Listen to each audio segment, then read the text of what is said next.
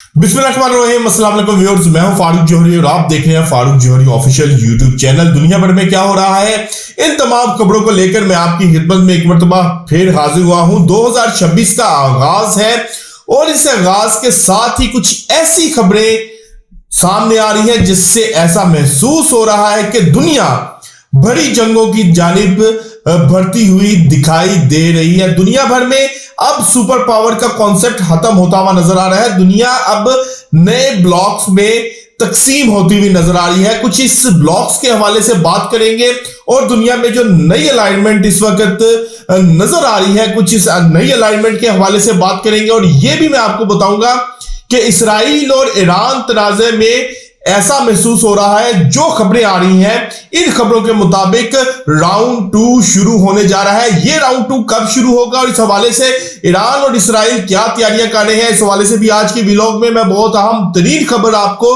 देने जा रहा हूं। और मैं आपको यह भी बताने जा रहा हूं कि भारत ने अपनी तारीख की सबसे बड़ी डिफेंस डील जो है वो साइन कर ली है।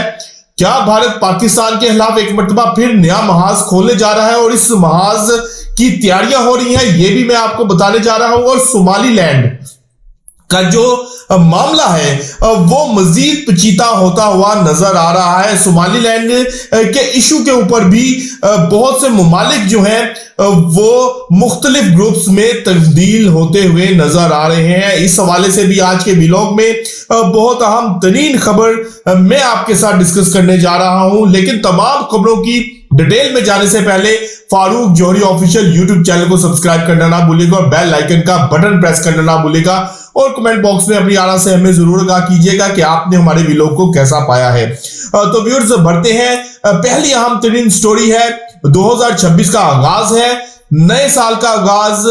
उम्मीद की जा रही थी कि नई खुशियों के साथ और अमन के साथ ये साल शुरू होगा, लेकिन साल के पहले हफ्ते में ही कुछ ऐसी खबरें सामने आ रही हैं जिससे ऐसा महसूस हो रहा है कि दुनिया एक मरतबा फिर नई जंगों की जानिब जाती हुई नजर आ रही है। यूक्रेन रूस तनाज़ा हो या फिर इसराइल ईरान मामला हो, दुनिया एक मरतबा फिर नई जंगों का सामना कर सकती है।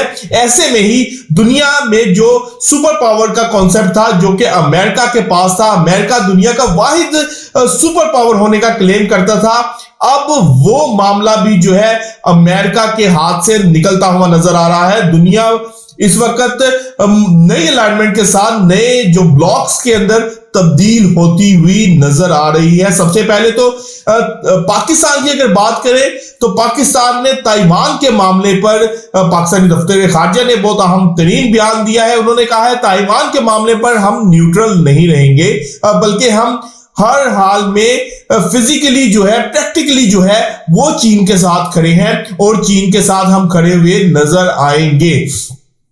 अब ये बयान देने का मतलब ये है कि पाकिस्तान ने तमाम तर इस ताइवान और चीन की सूरत हाल में अमेरिका, यूरोप और बरतानिया को बाईपास कर दिया है, क्योंकि ताइवान के पीछे ये आलमी कुव्वतें खड़ी हुई नजर आ रही हैं और चीन के खिलाफ ताइवान को सपोर्ट भी ये आलमी कुव्वतें कर रही हैं। अब पाकिस्तान के दफ्तर खारजा की जानिब से जब ये बयान सामने आता है तो इसका यही मतलब है कि अमेरिका, यूरोप और बरतानिया के जेर तसल्लुत से निकलकर पाकिस्तान अब एक खुद मुख्तार जो है वो पॉलिसी अपनाने जा रहा है और इस नए अलाइनमेंट में, नए ब्लॉक में पाकिस्तान शामिल होने जा रहा है। क्योंकि ताइवान के इशू में पाकिस्तान ने वाज़ेह तौर पर कह दिया है कि हम इस तमाम सूरत हाल में चीन के साथ फिजिकली खड़े नजर आएंगे, हम न्यूट्रल नहीं रहेंगे।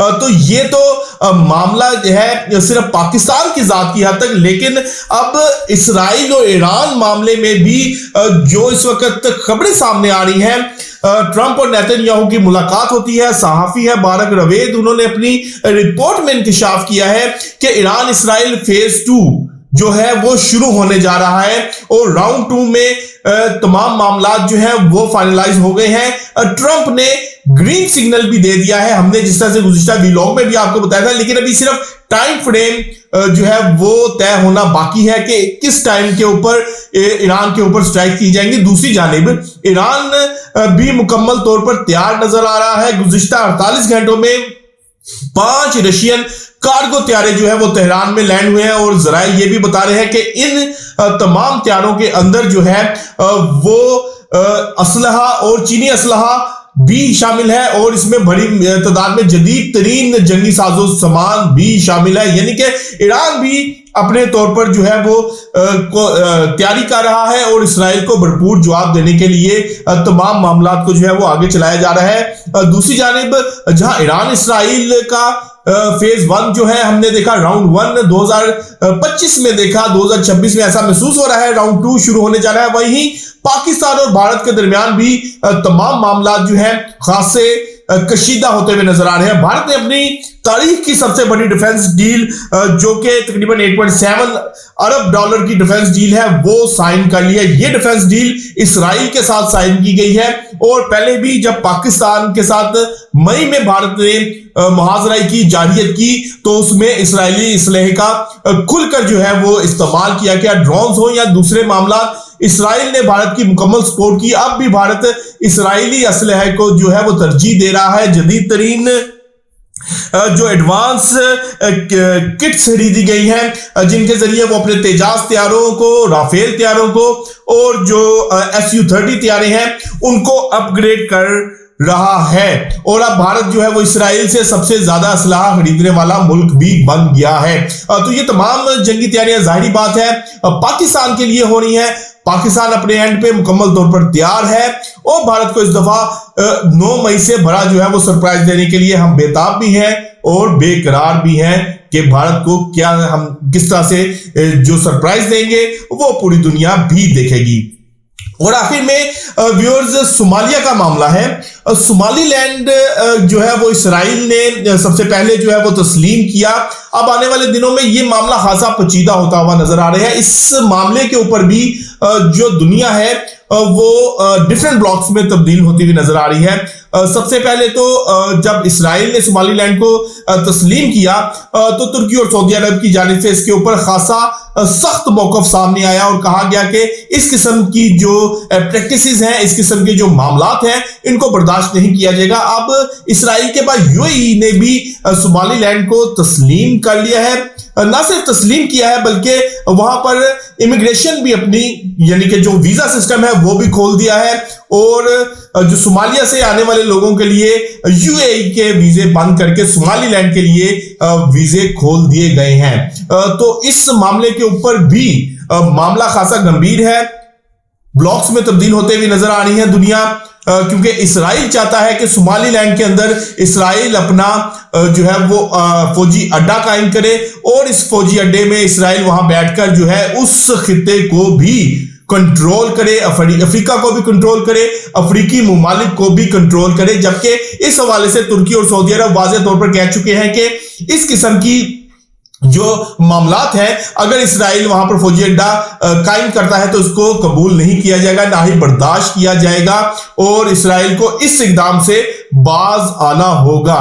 तुर्की और इसराइल का मामला जो है वो खासा पेचीदा होता हुआ नजर आ रहा है और 2026 का साल ऐसा महसूस हो रहा है कि कहीं ना कहीं हो सकता है ये दोनों ममालिक एक दूसरे के डायरेक्ट आमने सामने ना आए बल्कि किसी तीसरे मुल्क के अंदर दोनों ममालिक के दरमियान प्रॉक्सी मामलात जो है वो शुरू हो जाएं क्योंकि इसराइल शाम की हुकूमत के हवाले से भी, शाम के हवाले से भी इस हवाले से बरमला कह चुका है और शाम को 4 हुकूमतों में तब्दील करने के हवाले से भी काम कर रहा है जिसके राह में सऊदी अरब और तुर्की जो है वो रुकावट है।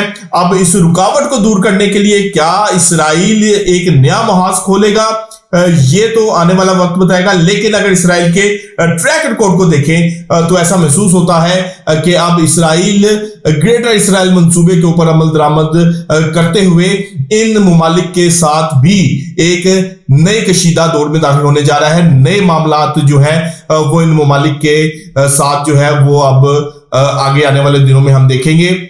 और जो इस वक्त मामलात हैं सऊदी अरब की जानिब से भी जो है वो इसराइल को शटअप कॉल दी गई है और तुर्की भी इस हवाले से वाज़ेह तौर पर स्टैंड ले चुका है।